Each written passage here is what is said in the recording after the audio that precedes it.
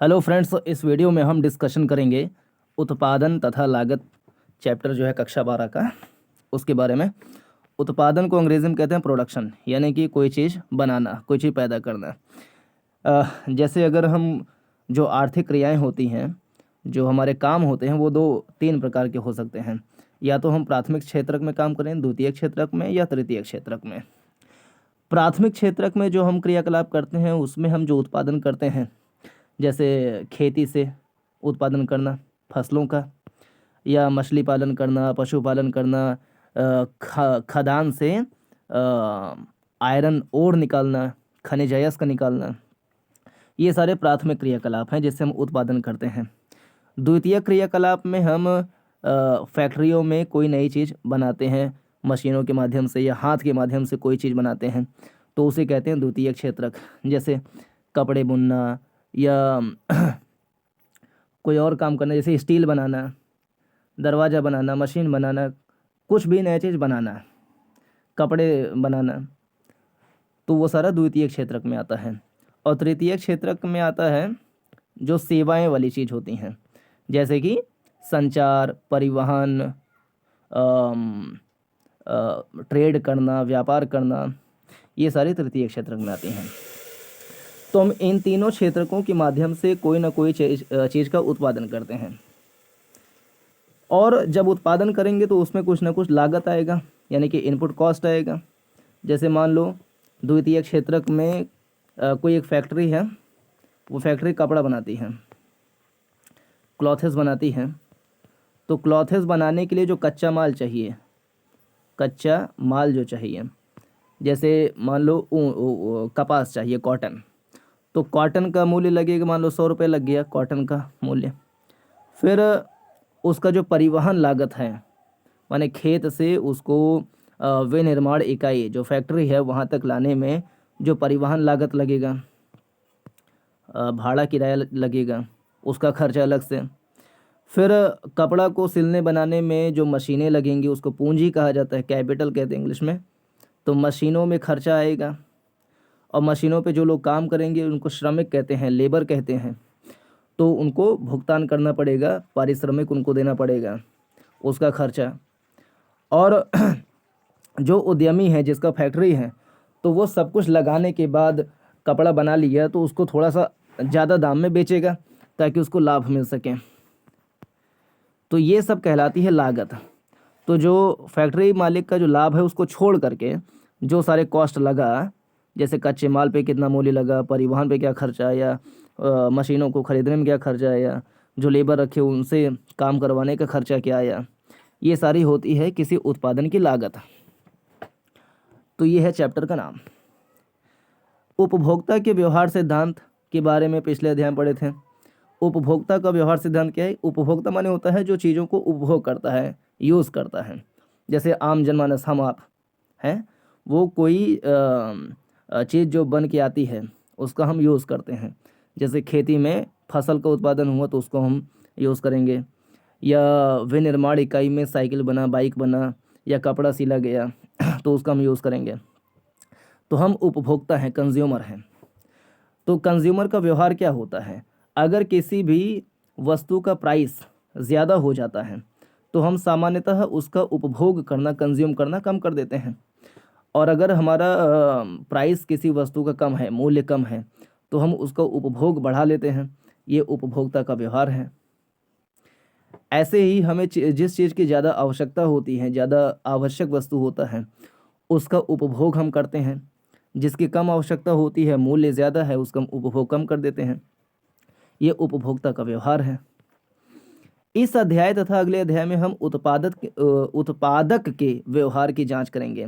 माने जो फैक्ट्री मालिक है, जो उत्पादन करने वाला व्यक्ति है, जैसे किसान या फैक्ट्री मालिक, तो उसका क्या व्यवहार होगा?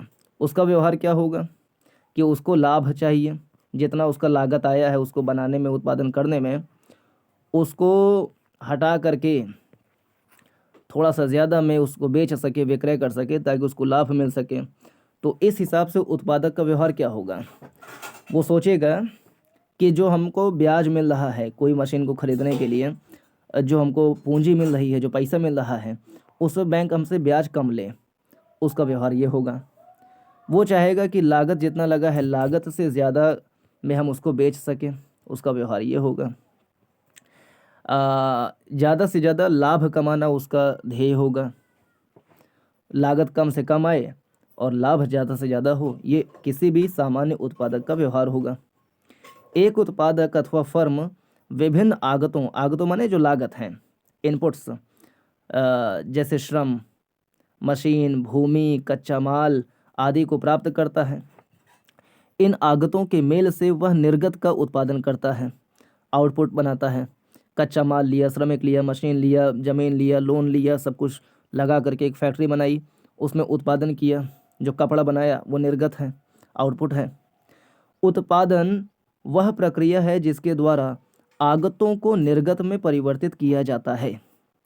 बहुत सारी चीज़ें लगा दिए वो आगत हो गया, फिर कोई नई चीज़ बना दिए वो निर्गत हो गया।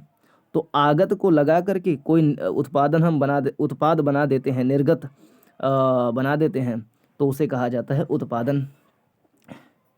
उत्पादन उत्पाद का अथवा फर्मों द्वारा किया जाता है।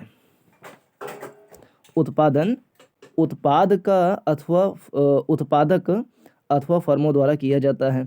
एक फर्म विभिन्न आगतों जैसे मशीनें, भूमि, कच्चा माल आदि को कम करती है, मतलब मशीनें कम से कम लगें ताकि खर्चा कम आए, भूमि, कच्चा माल आदि को कम करती है। वह इन आगतों को निर्गत उत्पन्न करने में उपयोग करती है। यह निर्गत उपभोक्ताओं द्वारा उपयोग किया जा सकता है। जैसे कपड़ा सी उठा तो उपभोक्ता उसको पहनेंगे, यूज़ करेंगे, अथवा अन्य फर्मों द्वारा और आगे उत्पादन करने के लिए उपयोग किया जा सकता है। जैसे कोई फैक्ट्री है, उसने बनाया स्टील बना दिया, अब स्टील का यूज़ कोई और फैक्ट्री कर सकती है, तो स्टील एक निर्गत हुआ किसी फैक्ट्री के लिए, प्रोडक्ट बना किसी फैक्ट्री में, लेकिन वही स्टील किसी अन्य फैक्ट्री के लिए हो सकता है कि वो इनपुट के रूप में काम करे, आगत के रूप में काम करे।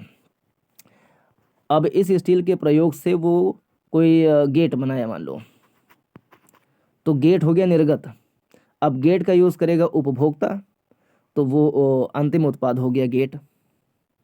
तो ऐसा भी हो सकता है कि स्टील जो है वो फाइनल प्रोडक्ट किसी फैक्ट्री में बन करके तैयार हो, लेकिन ये फाइनल प्रोडक्ट किसी और उद्योग के लिए एक इनपुट के रूप में काम करे, आगत के रूप में काम करे।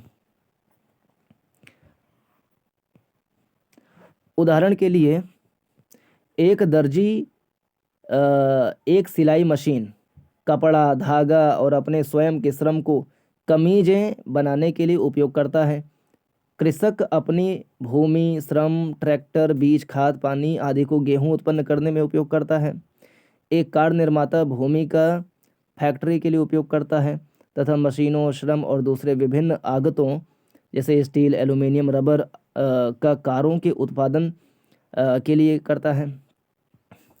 एक रिक्शा चालक रिक्शे और स्वयं के श्रम का उपयोग करता है। एक घरेलू सहायक अपने श्रम का उपयोग सफाई सेवाएं उत्पन्न करने में करता है। प्रारंभ करने के लिए हम कुछ सरल मान्यताएं लेकर चलते हैं। उत्पादन तात्कालिक है। अपने सरल उत्पादन मॉडल में आगतों के संयोगों माने कितना कितना सारा लगा, लेबर का कॉस्ट, परिवहन का कॉस्ट, कच्चा माल का कॉस्ट, जो बैंक से लोन लिया उसका ब्याज का दर क्या है, ये सारे जो आगतें हैं उसको जोड़ लिए, और निर्गतों के उत्पादन में कोई समय नहीं बीतता। अपने सरल उत्पादन मॉडल में आगतों के संयोगों और निर्गतों के उत्पादन में कोई समय नहीं बीतता। हम उत्पादन एवं पूर्ति शब्दों को समानार्थी तथा बहुधा अंतर परिवर्तनीय मानकर उपयोग करते हैं। आगतों को प्राप्त करने के लिए एक फर्म को उनके लिए कुछ देना पड़ता है। आगत मुख्यतः चार चीज़ें होती हैं। एक लैंड, जिसके बदले में जैसे फैक्ट्री मालिक है उसको कोई उत्पादन करना है, प्रोडक्शन करना है, तो एक ज़मीन चाहिए। ज़मीन जिससे लेगा उसको देगा उसका किराया, रेंट। फिर लेबर चाहिए, तो लेबर को देगा उसका वेजेस यानी कि भुगतान करेगा, उसको मजदूरी देगा, पारिश्रमिक देगा। तो लैंड, लेबर। जो बैंक से लोन लिया तो लोन के बदले इंटरेस्ट देगा यानी कि ब्याज। और फिर जो एंटरप्रेन्योरशिप है, जो उद्यम है, जो फैक्ट्री मालिक खुद है, वो भी अपना प्रॉफिट जोड़ेगा। तो ये चार चीज़ें मिल करके कहलाती हैं आगतें, यानी कि इनपुट्स। और इसमें जो जो कॉस्ट लग रहा है, जो मूल्य लग रहा है, उसको कहते हैं आगत मूल्य या फिर इनपुट कॉस्ट।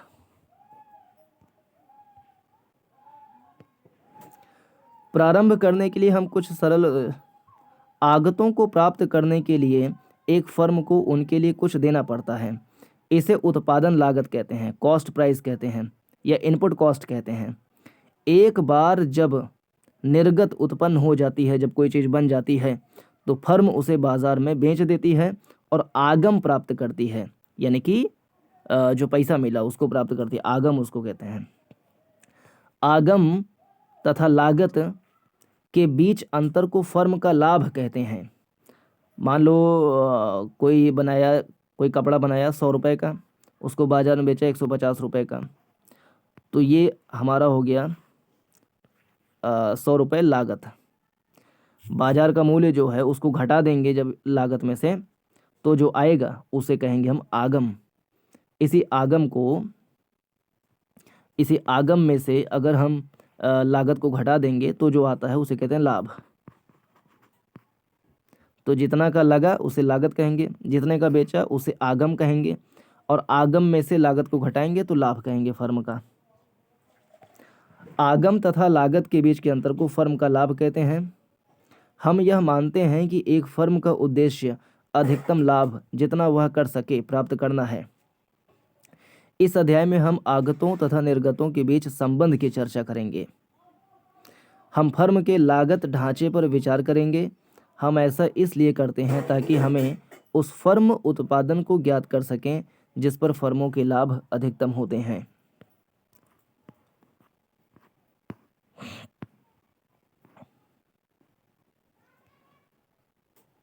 आगत संयोग, फर्म प्रयास,